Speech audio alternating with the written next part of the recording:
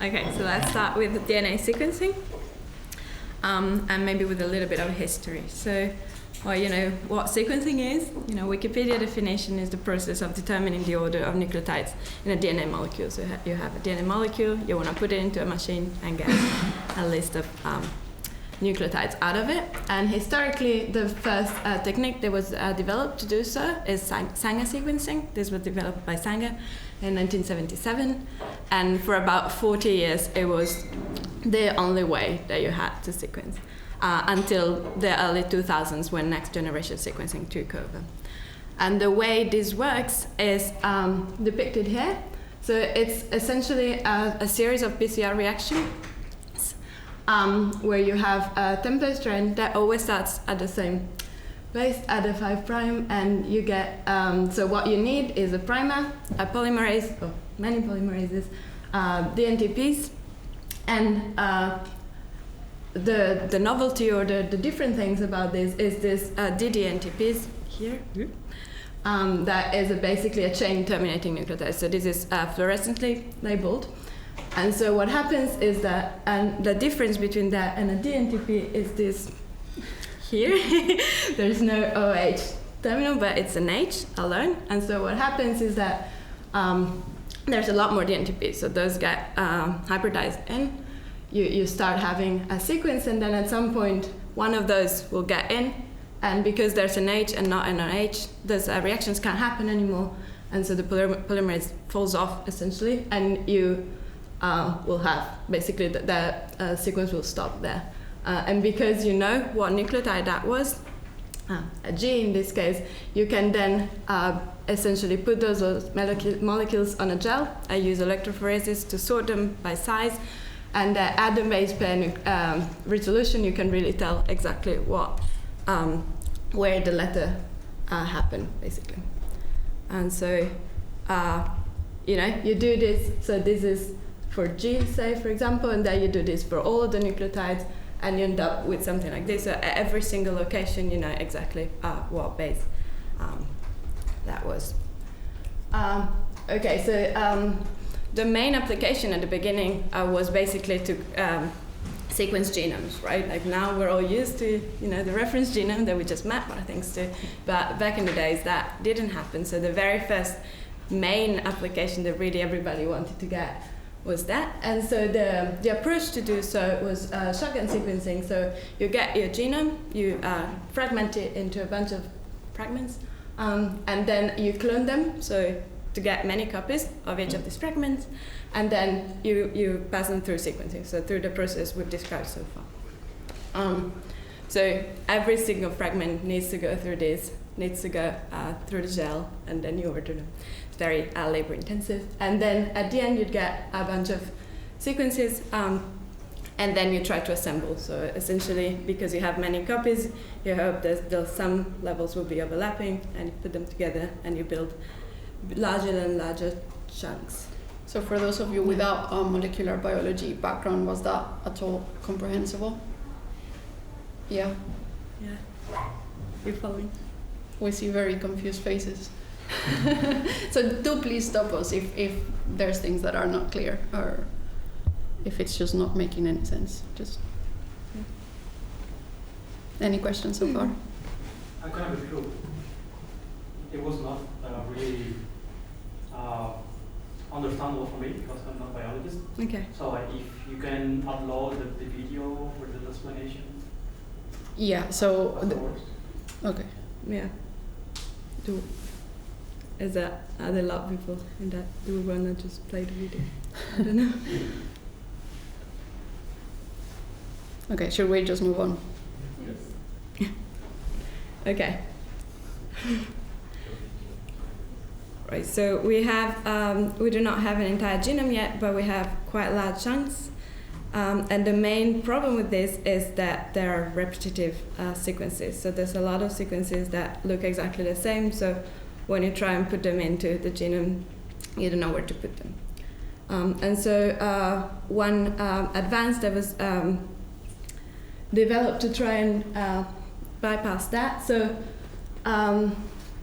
was paired end sequencing. So imagine this is what we have now. We have one chunk here, one chunk here and there's a gap here, because we don't know, and we don't even know in what order those chunks are. So we have this one chunk, and we don't know in the genome in what order they are. So what we would like would be a long read that can span the repeats, so that we know, okay, there's this bit before, there's this bit before, so those two chunks are in this one order and not the other way around.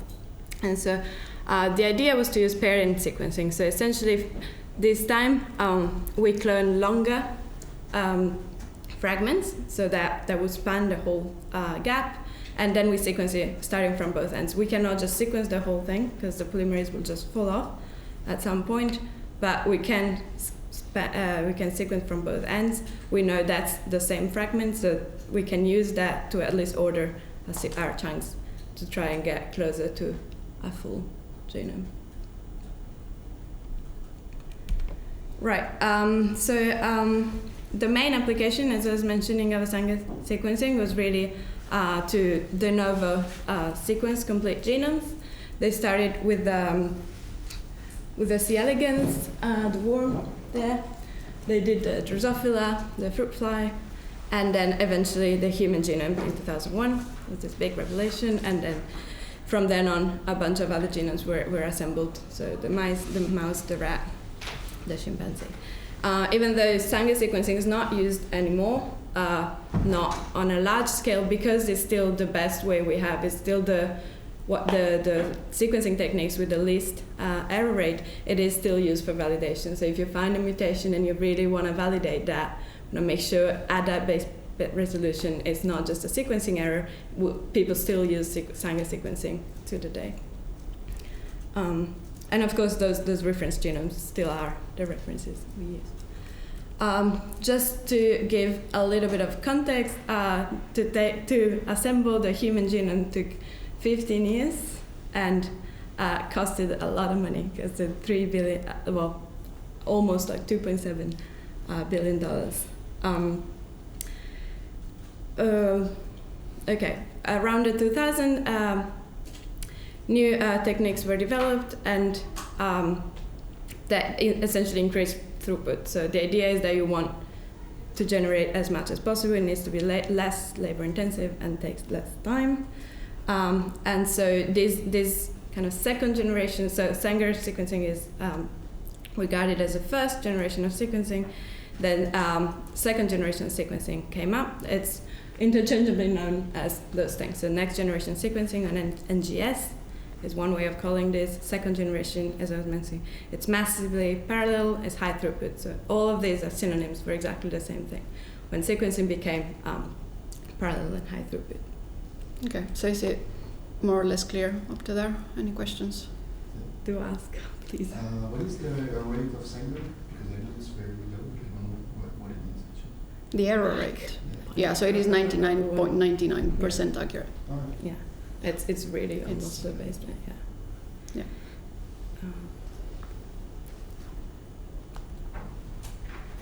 Yeah. Okay, so there were a few techniques that were developed at the beginning, next generation sequencing. One that was quite popular at first was this pyrosequencing by Roche, because it was going to provide relatively long reads, but it remained very, very expensive, and so eventually Illumina took over, and now it's basically the only next generation sequencing that's widely used. So the last one there. Okay, so how many of you are familiar with Illumina sequencing? Okay, so maybe half. So we will go through like the main process of how you actually generate those sequences, and we'll be focusing on Illumina basically because that's what you're most likely to encounter these days. It's the main technology, and 454 data was quite used at the beginning, but not really anymore. So unless you're working with really old data sets, you probably won't really see it. So again, you might have had a bit of introduction into library preparation methods from the talks earlier, but so specifically for Illumina, and there's very different methods to actually prepare your DNA. Needs to be set up in a certain way that is compatible with what you need to sequence it. And so again, there's very many different ways to do this, but we're just going to focus on a specific example. So Nextera, that's the name of one of these protocols, and that's these days very widely used, and it's what you will most likely be using if you're working with single-cell RNA-seq data. And so the idea is that, again, you can only sequence short fragments, because that's so Illumina will give you up to 150 base pair reads. So you need to first fragment your DNA into shorter fragments. So back in the day, the most popular thing was to use like physical methods, for example, just sonication to break up the DNA. Now a new method is called tagmentation, so that uses a specific enzyme called a transposase that it's able to just integrate into the genome. So the transposase here, it has an adapter, so that's just a DNA piece of known sequence. And it can then bind into the genome, so it creates a double strand break and it ligates that adapter. So after it ligates almost randomly throughout the genome, then it will just generate these shorter fragments, and at both ends those fragments will have these adapters.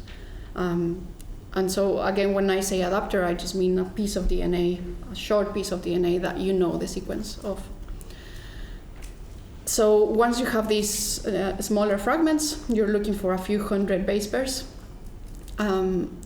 We need to add some other sequences that are needed for the sequencing. So those are added by PCR. So again, because you know this sequence, you can then have a longer adapter that will hybridize with that, and then you can just use a polymerase to extend that fragment, and then that gets added in. Yeah. So these adapters look a bit like this. So again, you will have your DNA fragment that you don't know the sequence of. These adapters are added by the transposase, just by ligation. And then these P5 and P7 are just, again, just sequences that are needed for the Illumina. We will see those in a second. And then there's this ID bit. So that's a short sequence that it's a random sequence, or, well, it's a different combination of nucleotides, and that can identify your sample. So basically, if you're working with more than one sample, and because these days from one sequencing run you can get a lot of reads, you might want to just put in there like 10 samples altogether. So to be able to do that, you need to somehow tag your samples. So that ID will be different for each different sample that you have. So you can then sequence them all together, and afterwards, just by looking at that sequence, you can then know what sample they came from. So that's what we refer to as multiplexing. So basically just putting several samples in the same reaction, sequencing reaction. So once the fragments have all of these tags that we will need to identify them, the library is just amplified by PCR, so just to have enough material for the sequencing, and it's cleaned up, and then the sequencing can begin. Do you all know what PCR is? Yes. No? So PCR is basically a method to generate a lot of copies of the same DNA molecule. So you have your starting molecule is what we called a template, and then you will just copy it many, many times. So it's basically just an amplification technique.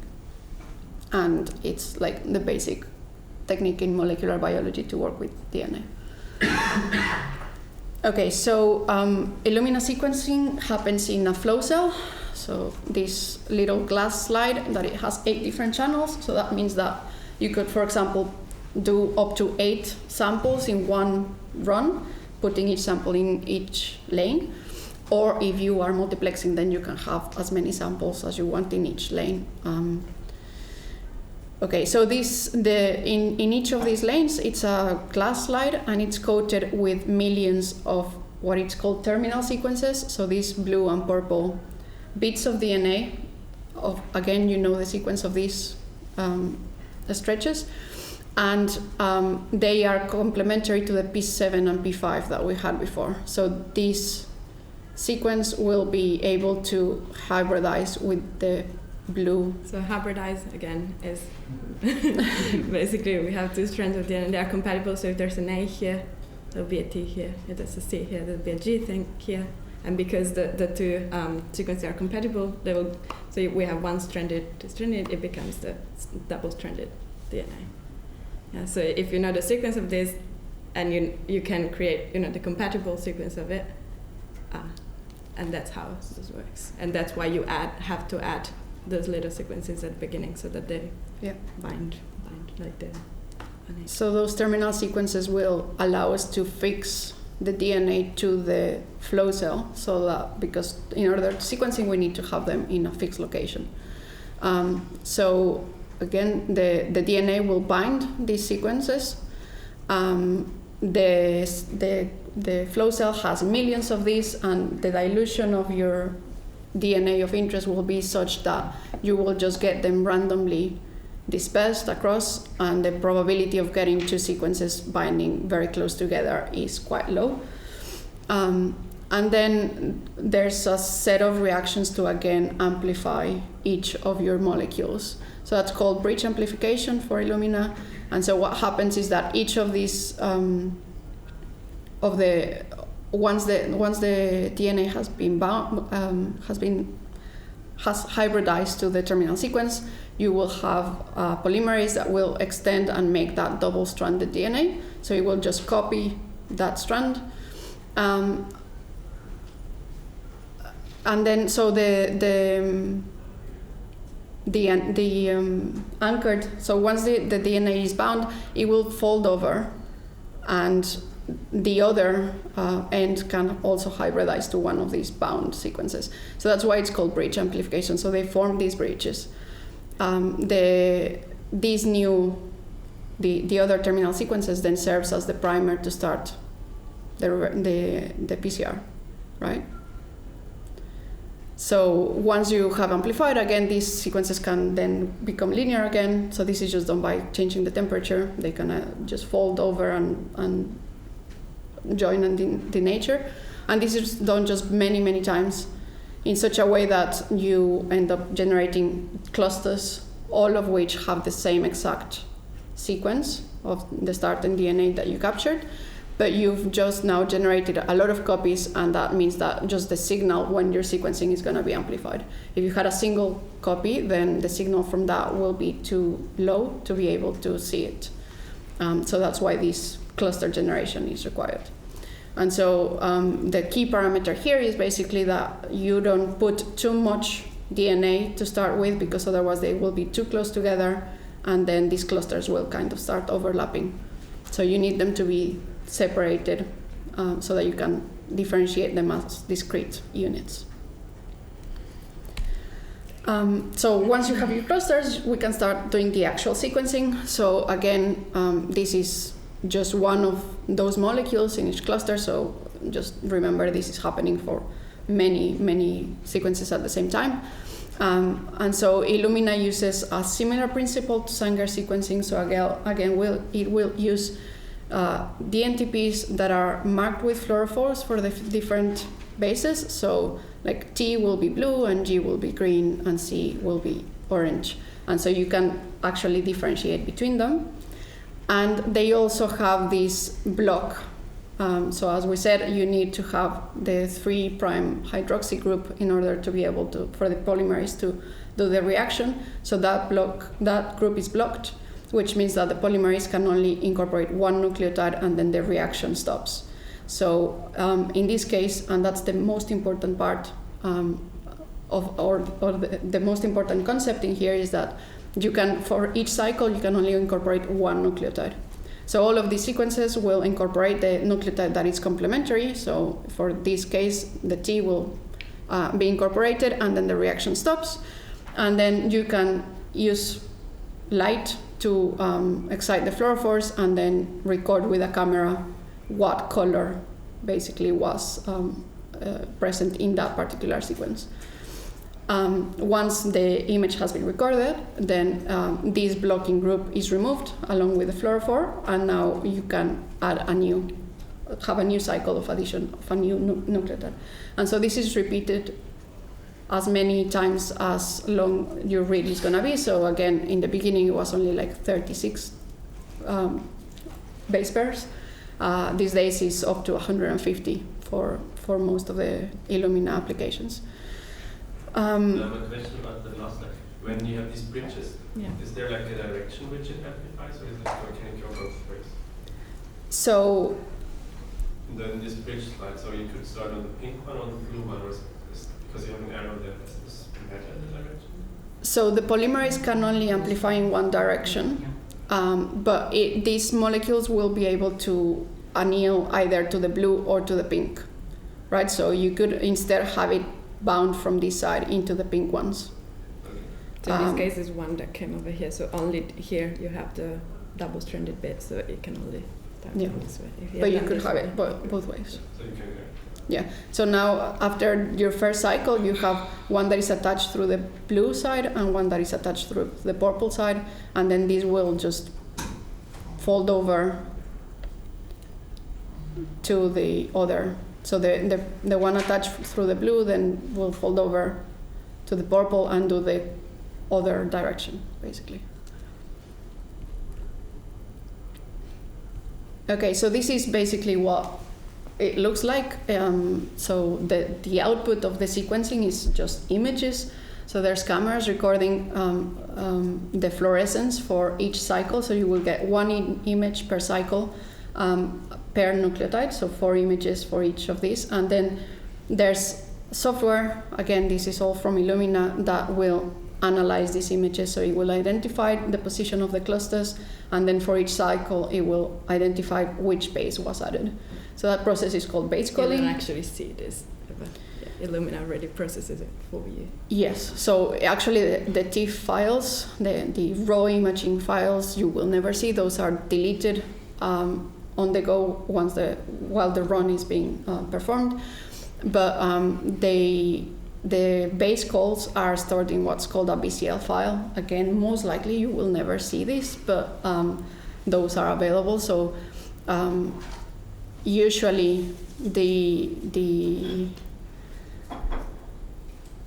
so all of the results from the base calling are stored in these files, and you will have for each cycle the base that was added, and there's an associated quality score of how confident the algorithm is that it is a correct call. So if anything goes wrong, if the intensity is not strong enough and it's not quite certain, then it might have a lower quality reflecting that that base might be wrong. And that's something that is quite useful then to know whether you trust the sequence or not and how much. Okay, so that's a basic overview of how Illumina works. There is a very good video from Illumina itself. That's not useful. So again, you'll have the slides.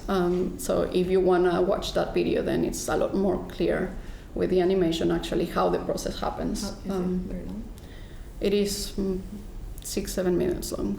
There's also a very funny video with Chuck Norris. Yes. Yeah, I mean, there's a lot out there, but yeah. I think it is quite useful to just understand how the data is generated, because of course there's things that can go wrong. There's different biases, there's different things that when you're analyzing the data you might want to be aware of. Yeah. Do you want to play? How many of you understood, at least roughly, how the sequence? Yeah. Yeah. You don't need to watch the video. Or now. do you want to watch the video? It's not very long, so. No. Sure. Yeah. Okay. Then we can start moving on. These are some of the main applications of next generation sequencing. So the very first thing that people were really, really excited about was resequencing. So as soon as you had a reference genome, right? So we had one human genome. The idea was, okay, let's sequence a lot more. Let's sequence a lot of other genomes now that it's parallel and we can do it faster and cheaper. And so, for example, there's a lot of projects such as the 1,000 genomes. Where you sequence 1,000 genomes and you can try and start, for example, cataloging all the germline mutations that arise, right? So the variation that happens from genomes, they didn't know how similar they were going to be, 90%, 70%. So that was the very first, and the TCGA is for cancer. I think it's the Cancer Genome Atlas. The Cancer Genome Atlas, yeah. So even within the same species, what's the variation there? Somatic mutation, germline mutation. Then there were a bunch of clinical application. One example is the prenatal testing to identify trisomy. So if you wanted to know if your baby is going to have Down syndrome, before it was quite an invasive thing. So you have to actually get into the fetus, and that could be dangerous for both the mother and the fetus. And now you can just take the blood. There's even some residuals in the mom's blood, and so you can just sequence that and see already. So that was a very first application. Then of course what we're gonna be talking about for the rest of this tutorial is molecular counters, so other things, so RNA, transcription factor binding, chromatin accessibility and such, and then the micro metagenome sequencing. So when you have populations of microorganisms, so whether it's in terms of environmental in the ocean, or all the species that are there, or the microbiome in our gut, for example. Yes. Okay, so just a brief. So most of the data we are going to use and are now use are still Illumina, but nowadays they're more and more becoming popular, this third generation sequencing. So we had first generation sequencing with Sanger, second generation was NGS, or mostly Illumina, and then perhaps the biggest problem with Illumina is the limitation to short reads.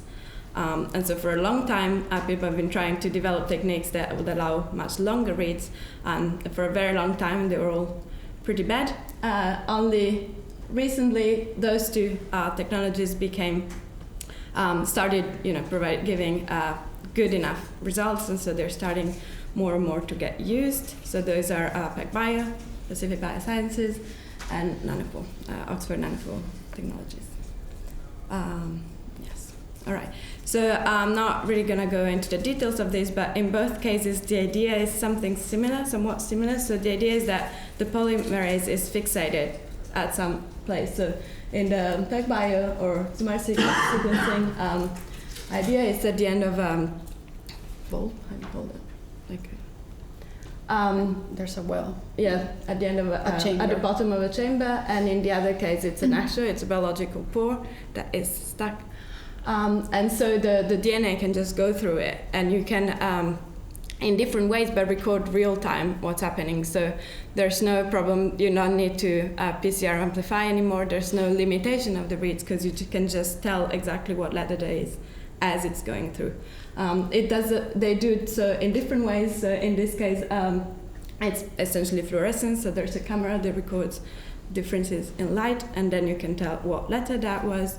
And in the nanopore, is a change in voltage that gets recorded. So and as I said, the main thing is that this allows for very, very long reads. So yes. What's the disadvantage of short reads?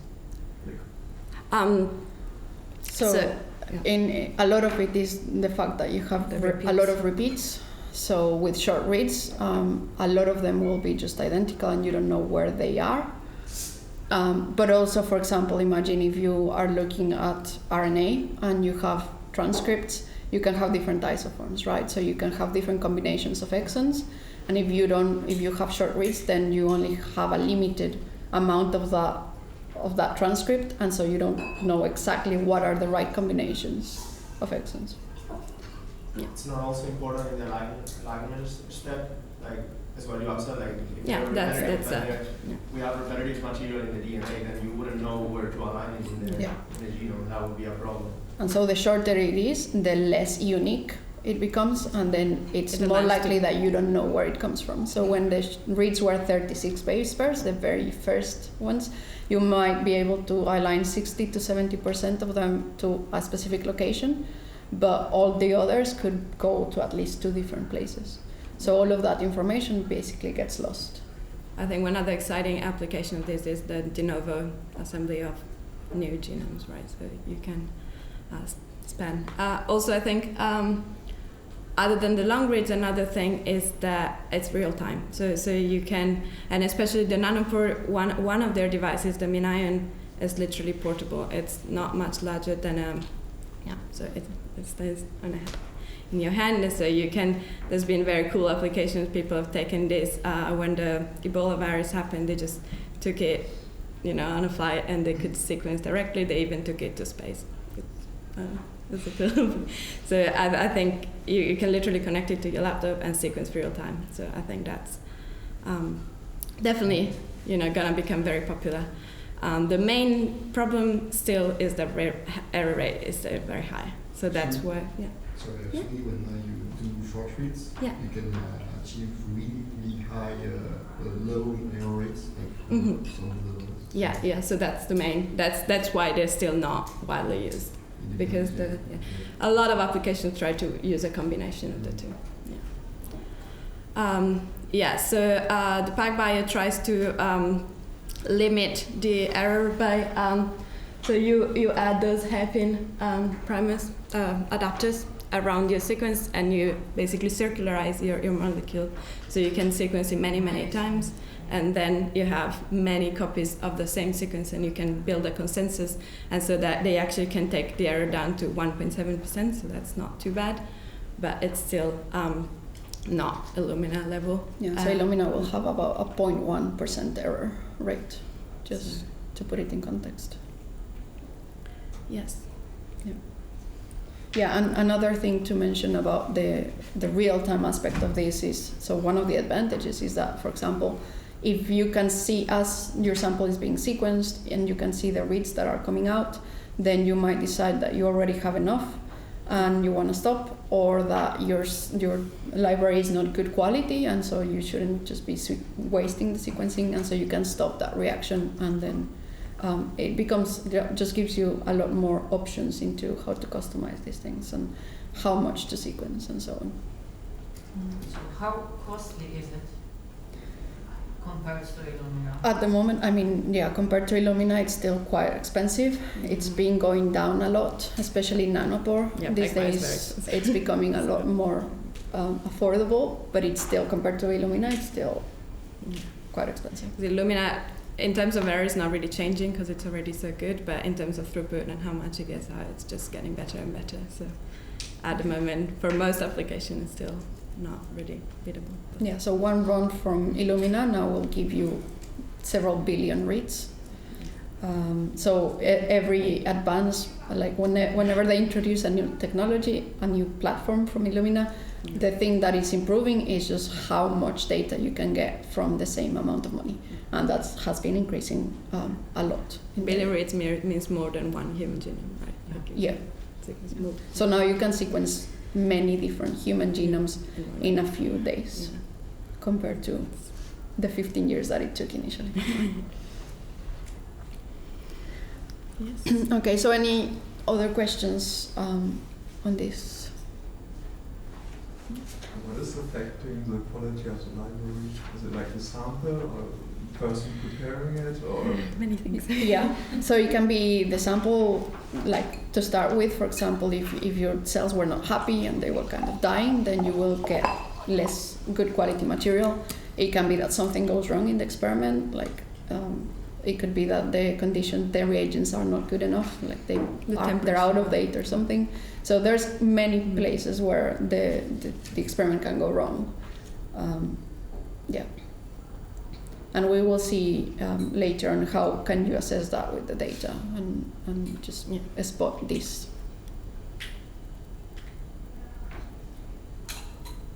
Okay. The PCR was working.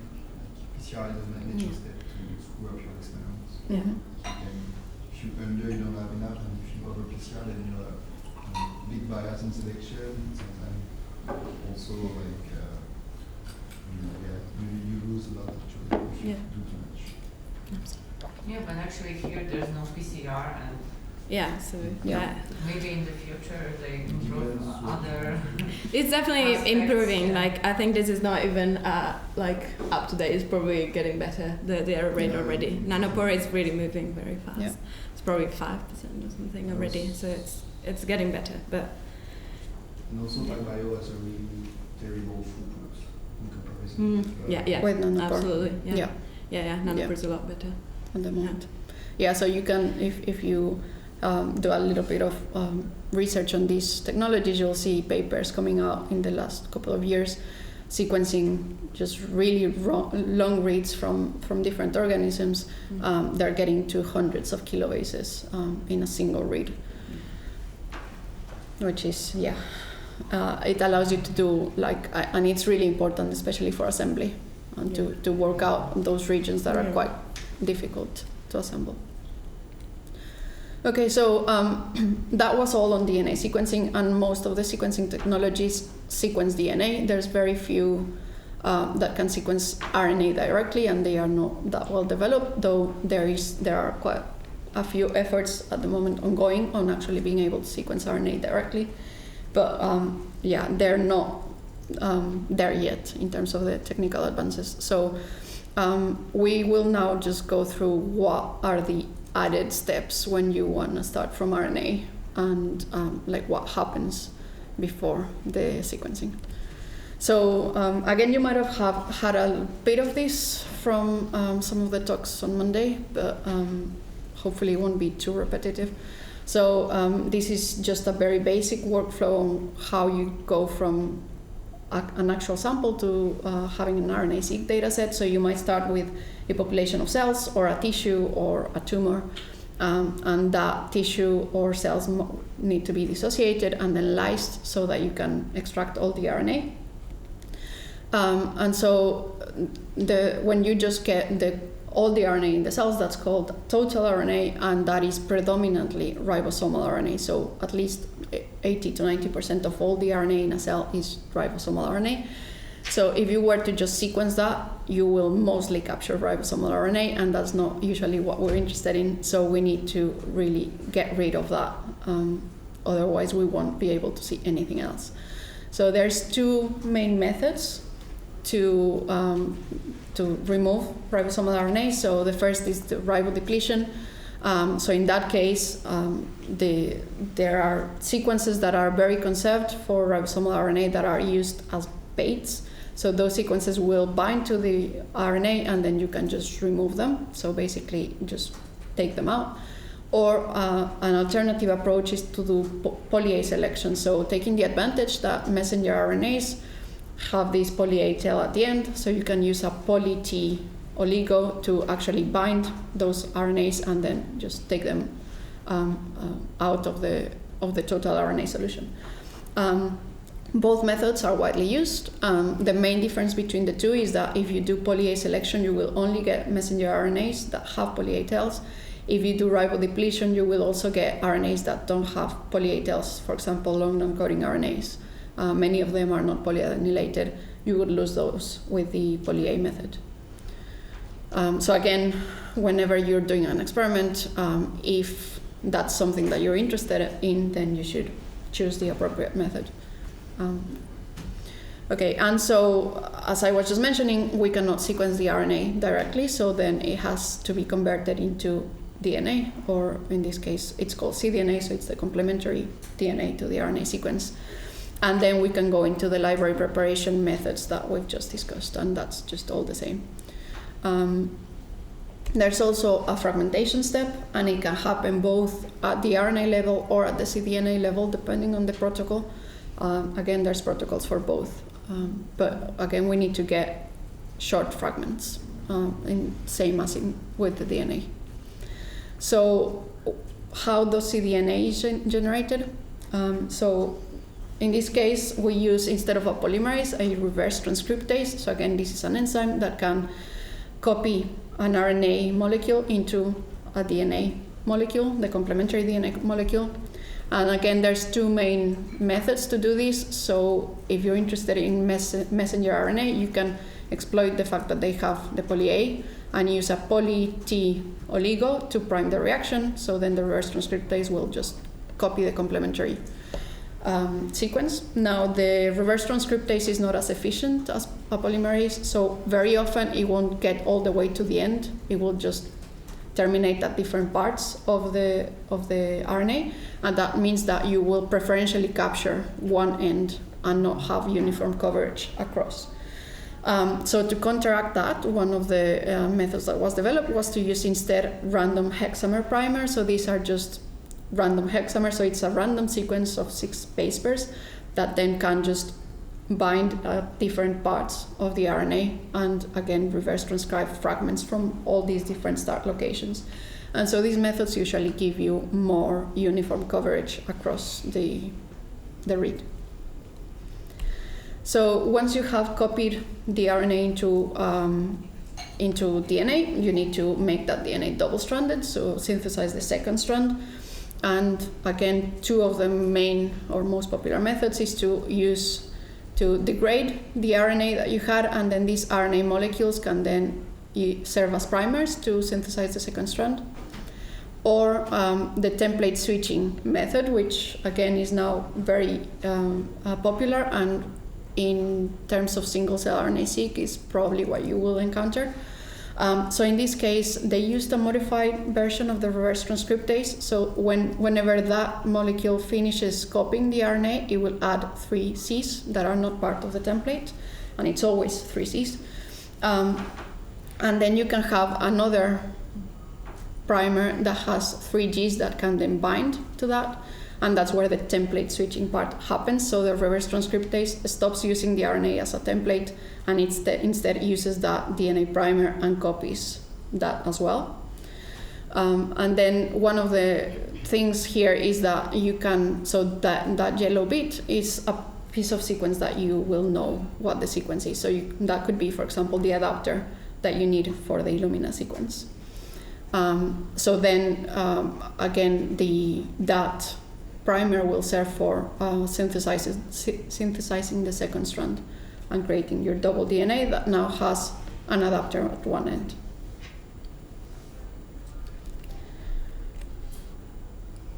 So once you have this double-stranded DNA, again, we'll go through the normal process of preparing the library for sequencing. So you need to add adapters to both ends that will have the sequences to then bind to the Illumina flow cell. Those can be added, as I just mentioned, through in the reverse transcription process just by adding it to the primers, or you can just ligate those in a separate reaction. After you have your library, then you PCR amplify it just to have enough material, and then you sequence it. And as we've been discussing, PCR amplification is one of the major sources of bias in all this process.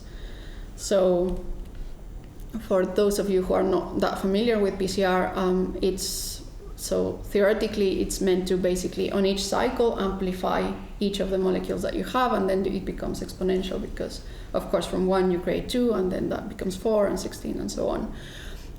But it's not perfect, and so, for example, molecules that are shorter are amplified more efficiently than molecules that are longer. The GC content has an effect, so if you have very extreme GC contents, those molecules are amplified less efficiently, and the same if they form secondary structures, then it's harder for the polymerase to actually copy that. And there's also a stochastic component to PCR, so even though in theory, in every cycle, every molecule should be copied, and now you should have twice the amount of molecules, that doesn't always happen, so molecules will just not get copied. And so molecules that are very lowly abundant in your starting material will suffer more from that, because if they don't get amplified initially, then you will have even less, and the other ones will take over. So basically you start introducing biases, and when you sequence that sample, the amounts that you recover are not exactly reflecting the original amounts of each of the molecules that you had to start with. So this is more important in RNA sequencing? Yes. So in DNA sequencing, it's easier to spot these PCR duplicates. So if you have a molecule that just gets amplified a lot, but is by PCR, it should be identical copies. Of course, it can have some errors, but they should be pretty much the same molecule. So when you align your data to the reference genome, if they all start in the same position, then you assume that that is a PCR duplicate, and then you can remove all the extra copies and just keep one. And that's based on the idea that if you have a genome and you fragment randomly, the chances of getting the exact same start position is very low, because you won't get a cut on the same exact same base. Now, if you have RNA, that's not exactly true. First of all, because you have a lot less sequence, but also because you might not start just at random places. So if you start, for example, from the poly A, then of course everything is going to be biased towards that. And this also doesn't hold for methods that you use, for example, restriction enzymes to cut the DNA, because then you are cutting at very specific sites. So again, in DNA data, the duplicates are just removed by their position, and there's several tools there to do that. But for RNA, we really cannot do that. So whenever you see two identical molecules, you cannot be sure that they are PCR duplicates, because it is quite likely that they are actually different molecules. So one way around that was the use of unique molecular identifiers, or UMIs, and this is something that, again, it's quite popular in the single-cell RNA-seq datasets. So in order to be able to actually differentiate a PCR duplicate from having different molecules, you would need to make your starting molecules all unique so that you can differentiate them, right? So if, let's say, these are all the RNAs that you have in the initial sample, and you add a barcode to each of them that is different for each of them, now they have become unique. And then you can go through your library prep and amplify them. And then once you sequence them, all the ones that have the exact same barcode are collapsed into just one count, because you know that they came from the exact same molecule. Is that clear? Because that's a quite important concept. And this is really used to mitigate these biases. So now you can actually have like a more accurate reflection of what was the starting material. So this has been used both for bulk and single-cell RNA-seq. One of the initial papers presenting this, so this is some data where they have applied this method, and they have sequenced the same library after 15 or 25 cycles of amplification. And if you just count the total molecules that you get at the end, you can see that with the amplified library, you are getting more molecules, of course, but it's not linear. So there's certain molecules that get affected more than that, and all those that are in red have a more than 5% difference between the two technical replicates, when they shouldn't, because it's the exact same sample being sequenced twice.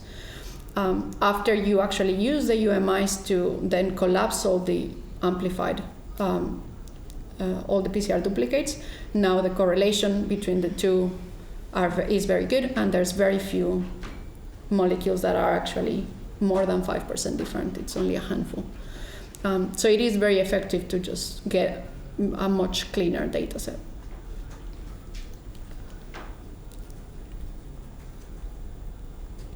Okay, so questions so far? Are you all now experts in? A big difference between the first strand output and the second strand, because it's gonna go back and help us in the analysis. So you will always have both. So you start so you need to go from RNA to double-stranded DNA. So you will always synthesize the first strand and then copy that to get double-stranded DNA. So we always have both. Yes. Mm-hmm. Yeah.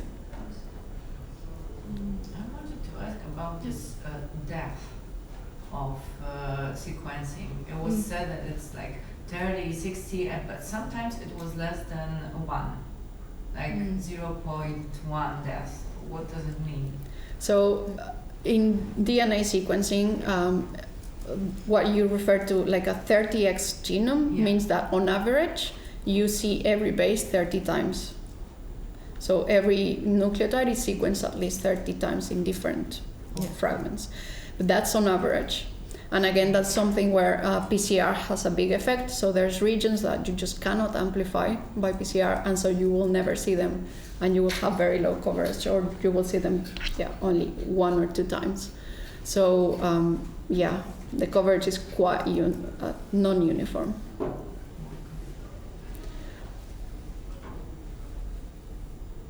Any other questions?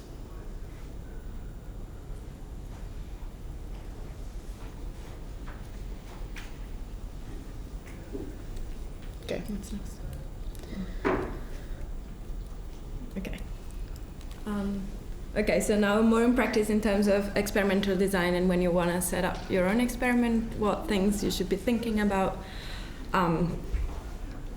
Yes. So just a general kind of work frame for most high throughput sequencing experiments is first of all you need to decide what is the question that you want to answer.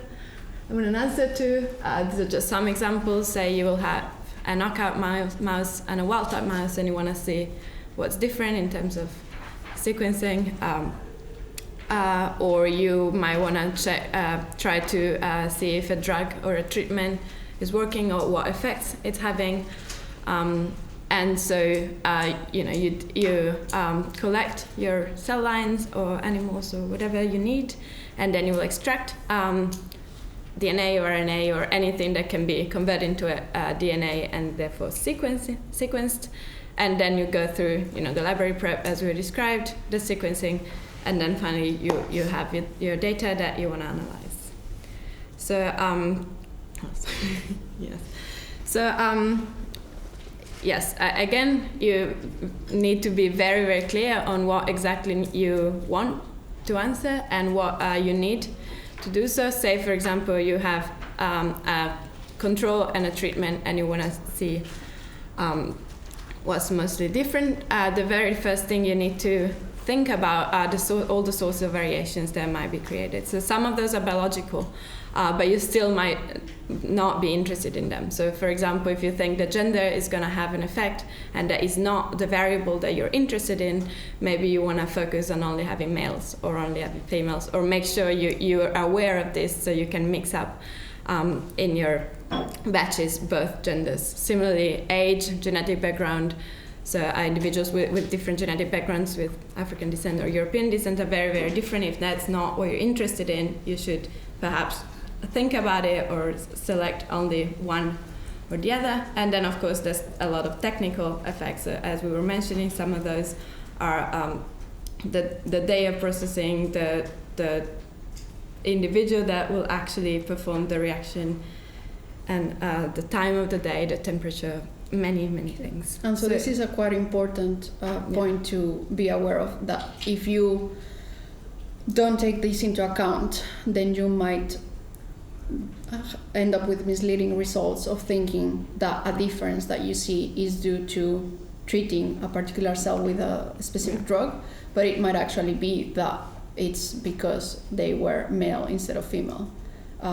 I know it sounds quite obvious, but you would be surprised of how many times just people don't take this into account, and then you just cannot interpret the data. So it's really important before you go and spend all the money in doing these experiments to actually plan them correctly and to be sure that you will have the power to analyze the data in a sensible way. If all controls are female and all treatment are males, then you're seeing a difference that's maybe not the right thing. To estimate even how much variation you have in your data, you really need replicates. And just to give an example, say for example again, controlled treatment, you have one observation of the expression of one certain gene, and you look at that and you see, okay, it looks like this gene is highly expressed in the treatment is affecting the expression of the gene. But then you do it again, and then actually it was simply that there's enough variation in it, and the difference between the two is not significant anymore, or is not. Very important, not 2, not 3, several replicates, redo the experiment many times, and try to measure how much variation there is. So if there's a lot of variation or the change is very small, you need a lot of replicates. if the variation is very limited, so say all those blue lines were really on top of each other, and same with the orange, then maybe you're fine with relatively few replicates. And so here again, it's just important to think about what a replicate is.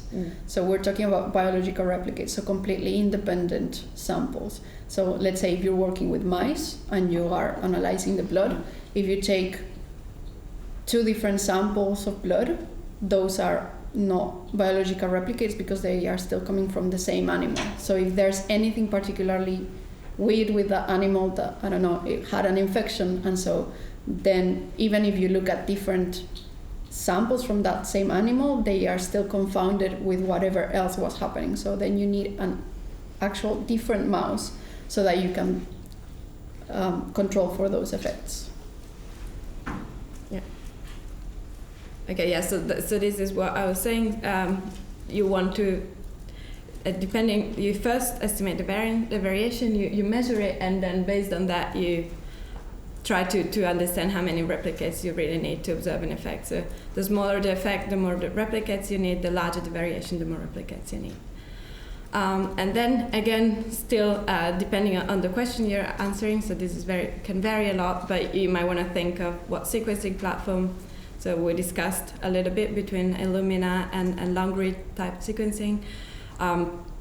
You might want to, if you're interested in genes that are very, very lowly expressed, maybe you need higher sequencing depth if you want to have a chance to really measure that enough. You might want to go single or paired end, depending, again, on what you're interested in. And so again, all of these things is just important to consider it first, because once you've performed the experiment, there's no going back, right? And it's expensive. As computational biologists, a lot of the time, I'm guessing you're going to be working with experimental collaborators, and sometimes if they are not fully aware of how the data analysis works and like what are their requirements in terms of the statistical power, then the experimental design might not be correct, and then you won't be able to do anything with that data. So it is quite important to have if you are able to talk to the people that are going to be performing the experiments and actually make sure that this is done properly, because they might not be considering things that are important when it comes to analyzing the data. And that is seen very, very many times, that you just end up with a data set that is not useful, and then you cannot, once the experiment has been performed, you cannot really do anything to correct for that. Mm-hmm. Okay. So one other major problem is our confounding factors in some sort. So what you really want to avoid is confounding biological variant and for example, processing batch. So just let's go through this example because I think it's quite clear. So imagine you have 3 groups of samples. Say again, one is untreated and 2 groups of treated mice or cell lines with 2 different treatments, and those are indicated as group 1, 2, 3, circles, squares, and triangles. And then you're going to process it in 3 days, day 1, day 2, day 3, 3 different batches. If you were to do what's done in this case, so you process all of the first group the first day, all of the second group the second day, all the third group the third day, you might find something like this. So you might see difference. For example, it looks like both treatments affect, say we're looking at a gene, it looks like they're having an effect, but then there's no way of telling, you're seeing a difference, between orange and green there, but it's virtually impossible to tell whether that is an effect of the actual biology, right? So that treatment actually is working or is increasing the expression of this gene, or whether it's just a batch. There was something wrong with batch 1 for some reason. Just the library preparation didn't work as planned, and there's just lower sequencing quality in general, and so every gene will be more lowly expressed, and that's what you're seeing. But even you might see effects on specific genes. So the sample on day 1 might still look like good quality, but there was, it was a bit hotter that day, and so certain genes were affected more than others. And so that might look like it's being actually a result from your treatment, but it's not. It's just that you had a different condition for that sample. So the solution to that is that what you need to have is mixed batches. So in every batch you need to have at least 2 of the different conditions. So in this case, you in batch 1 will have data or samples from both group 1 and group 3. So you have, it's all green, but there's both circles and triangles, and same in all of the batches. So in every batch there's at least 2 different groups, and that's the way you can tell apart what's a batch effect that you might want to control for and what's an actual biological source of variation. So if you have this scenario, then 2 things might happen. In one case, you might see that the variation is really driven by the group. So both replicates of both samples from 2 different batches are more highly expressed, for example, in group 2. So that is a true biological difference. So that variation there is really driven by the group and not by the batch. So that is an input, that you can trust, is a biological result that you trust and you're happy with. And then you could have another scenario where you see that clearly the variation is driven by the batch. So simply different batches in different conditions resulted in different expressions. So in this case, it doesn't look like the treatment is having any effect, or anyways, you can't tell because the main variation is really driven by the batch. And one way often of finding those out is plot some sort of, in this case it's a PCA plot, so some sort of dimensionality reduction. And then if your points are clustering based on the batch, that is something you definitely do not want. So you will want to apply, there's numerous methods for batch correction that you can apply, and that can solve that problem. Because there still could be some biological there, but clearly the batch is so, the batch effect is so strong you're not able to tell those apart. Yeah, so to be able to correct, use the batch correction methods, you need to be able to separate the biological from the technical. And that is only possible if you can have the different combinations so that you can actually tell what's coming from, like where the effect is coming from. Yeah, it's very important. Yeah, anything else? Okay, so I think, and we will look at batch correction methods in more detail tomorrow. So I think it's nearly time for the coffee break. So we would stop here